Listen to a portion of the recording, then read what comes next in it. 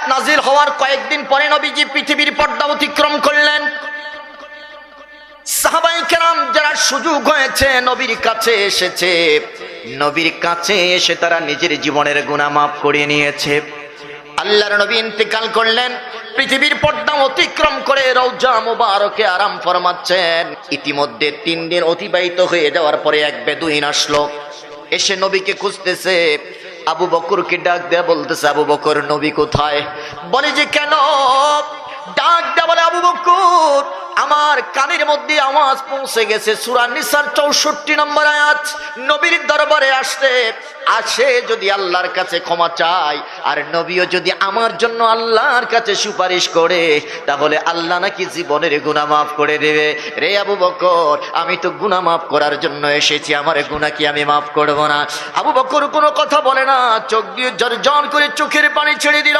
এই সাহাবী ডাক দেয়া বলেন, আবু বকর তাড়াতাড়ি নবী দেখাইয়া দাও, নবী দেখার জন্য এসেছি, নবী দেখে আগে ঈমানটা তাজা করব, নবী দেখে অন্তরের জ্বালা নিবাবো, নবীর কাছে এসে জীবনের গুনাহ মাফ করবে। রে আবু বকর নবী কোথায় তাড়াতাড়ি বলে দাও। হযরত আবু বকর ডাক দিয়া বলে, রে বেদুইন জানতে চাই তুমি কি কোনো সংবাদ শোনো নাই? এবার আমার নবীর এই সাহাবী ডাক দিয়া বলে, রে আবু বকর আমি তো না কোনো সংবাদ শুনি, আমি তো কোনো সংবাদ শুনি নাই।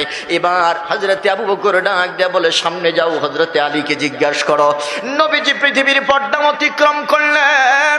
এই কথাটা সিদ্দিক আকবর বলতে পারলেন না, এই কথাটা সিদ্দিক আকবর ওই বেদুইনের সামনে প্রকাশ করতে পারলেন না। তিনি দুঃখে দুঃখে কেঁদে কেঁদে মরতেছেন। এই সাহাবী হযরতে আলীকে গিয়ে জিজ্ঞাসা করলেন, আলী রে জবাব দাও, নবী কোথায় আছে? একটু নবীকে একটু দেখতে চাই। চিল্লায়া কোন সুবহানাল্লাহ। নবী কোথায়? নবী কোথায়? তাড়াতাড়ি বলো। রে মুসলমান, আমি বলতে চাই জীবনের গুনাহ মাফ করার জন্য এসেছেন, কথা বলেন ঠিক কিনা? সাহাবায়ে কেরাম দুইটা সংবাদ পেয়ে খুশি হয়েছেন। এক নম্বর হলো সূরা নিসার 64 নম্বর আয়াতটা যখন নাজিল হয়ে গেল, সাহাবায়ে কেরাম বড় খুশি আনন্দিত হয়ে গেলেন।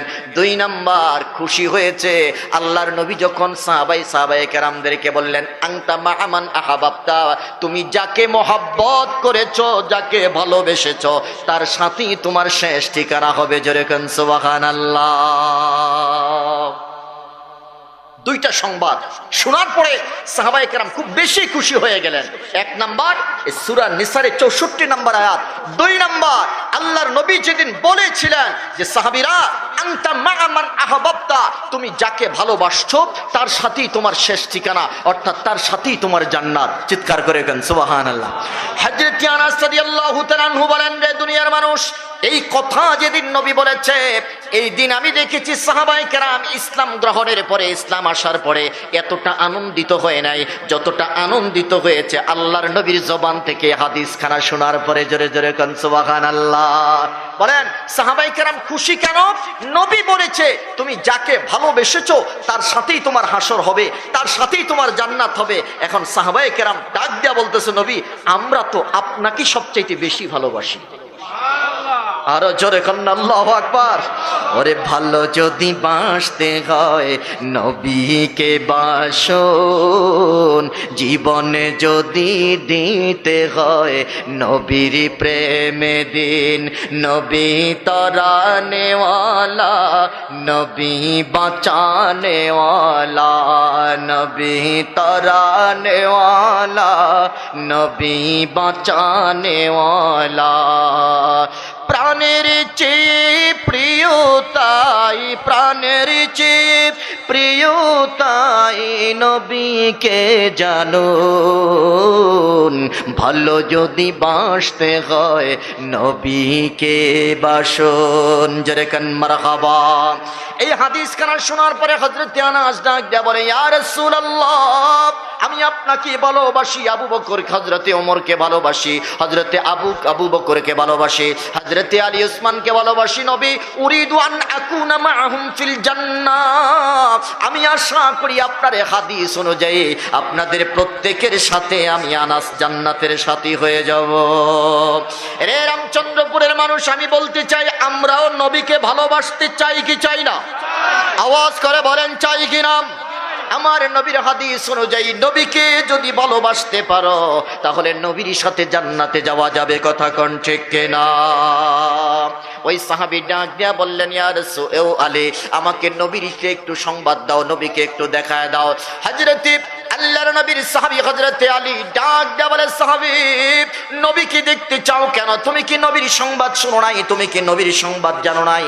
বলে যে না, আমার তো নতুন কোনো আমি সংবাদ শুনি নাই, আমি অনেক দূরে থাকি, অনেক দূর থেকে এসেছি নবীর দরবারে গুনাহ মাফ করার জন্য। আমি শুনেছি আল্লাহ নাকি আয়াত নাজিল করেছে, সূরা নিসার 64 নম্বর আয়াত নাজিল করেছে, নবীর দরবারে আসলে পরে গুনাহ মাফ হয়ে যায়। আমি এই জন্য বড় আশা নিয়ে এসেছি, আমার জীবনের সব গুনাহ আমি আজকে নবীর দরবার থেকে মুছে যেতে চাই। জোরে জোরে কান সুবহানাল্লাহ। হযরত আলী চোখের পানি ছেড়ে দিলেন, কেঁদে কেঁদে ডাক দা বললেন, সাহাবী আজকে 3 দিন অতিবাহিত হয়ে গেল, রহমাতুল লিল আলামিন আমাদের কাছ থেকে বিদায় নিয়েছেন, আমাদের কাছ থেকে পর্দা নিয়ে ওই যে রওজা মুবারকের দিকে ইশারা করে হযরত আলী দেখিয়ে দিলেন, ওখানে আমার নবী ঘুমাচ্ছে, ওখানে আমার নবী আরাম করতেছে। খবরদার উচ্চ সুরে কোনো কথা বলা যাবে না, এটা নবীর শানে বেয়াদবি হবে। আল্লাহু আকবার বলেন। হযরত আলী ডাক দিয়ে বললেন, ওই যে দেখা যায় আমার নবী রওজা মুবারকের মধ্যে আরাম করতেছেন। খবরদার, হযরত আলী জানেন এই কথা শোনার পরে নবীর প্রেমিকরা কোনোদিন উচ্চ সুরে, নবীর প্রেমিকরা কোনোদিন বসে থাকতে পারে না, তাদের চোখ দিয়ে পানি বের হবে, কথা কোন ঠিক কিনা? যদি চিল্লান দিয়ে উঠে, যদি চিল্লায়া উঠে, যদি আওয়াজ করে কান্না করতে থাকে, নবীর শানে বেয়াদবি হবে। তার কারণ হলো সূরা হুজুরাতের মধ্যে আমার আল্লাহ বলে দিয়েছেন, ওয়ালা তারফাউ আসওয়াতাকুম ফাওকা সাওতিন নবী। আল্লাহু আকবার বলেন। হযরত আলী রাদিয়াল্লাহু তাআলা বলেন, সাহাবী নবীর শানে বেয়াদবি করা যাবে না। যদি বেয়াদবি করো, গুনাহ maaf করার জন্য এসেছো, বরং তোমার গুনাহ উল্টা হয়ে যাবে, তোমার নেক আমলগুলো সব বরবাদ হয়ে যাবে। এখানে এসেছো নবীর শোক গাথা, এই কথাগুলো শোনার পরে ধৈর্য ধারণ করবা। সাহাবী চোখের পানি জড়জড় করে ছেড়ে দিয়ে কাঁদতে শুরু করলো, ডাক দিয়া বলতেছে, আরে আজকে বুঝি আমার জীবনের গুনাহ মাফ হলো না, আমি বুঝি নবীকে এক নজর নয়ন ভরে দেখতে পারবো না, আমি কি আর জীবনে কোনোদিন নবীকে দেখে আমার অন্তরের আগুনটা জ্বালাটা মিটাইতে পারবো না। এই কথা বলে কাঁদতে কাঁদতে সাহাবীটা পাগলের মতো দৌড়াইয়া চলে যাচ্ছে, মদিনা থেকে বের হয়ে যাচ্ছে।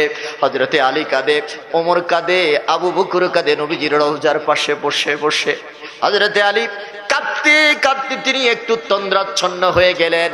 আমার নবী ডাক দিয়া বললেন, আলী রে, আর ঘুমাইও না, আর ঘুমাইও না, যাও দৌড়ে যাও, ওই পাগলটারে তাড়াতাড়ি ধরো। আল্লাহু আকবার বলেন।